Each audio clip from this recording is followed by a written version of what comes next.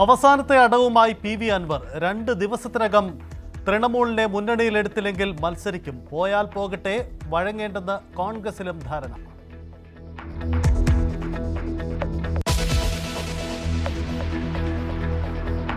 ഇടതു സ്ഥാനാർത്ഥിയെ ഇന്ന് പ്രഖ്യാപിക്കില്ല. പ്രഥമ പരിഗണന M സ്വരാജിന് തന്നെ. രണ്ടാമത് പരിഗണിക്കുന്നത് ജില്ലാ പഞ്ചായത്ത് അംഗം ഷെറോണ റോയിയെ. തീരുമാനം ഉടൻ. മണ്ഡലം കമ്മിറ്റി യോഗം വൈകിട്ട് നിലമ്പൂരിൽ.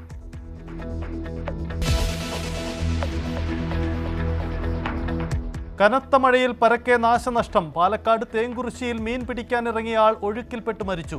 കോഴിക്കോട് റെയിൽവേ ട്രാക്കിൽ വീണ്ടും വീണ മരം നീക്കി. ട്രെയിനുകൾ വൈകുന്നു. ഇന്നത്തെ രപ്തിസാഗർ, നാളത്തെ അഹല്യാനഗരി എക്സ്പ്രസുകൾ റദ്ദാക്കി. ഇടുക്കി ചുരുളിയിൽ റോഡിലേക്ക് മണ്ണിടിഞ്ഞു. രാമപുരത്ത് മരം വീണു. കോഴിക്കോട്, വയനാട്, കണ്ണൂർ ജില്ലകളിൽ റെഡ് അലർട്ട്.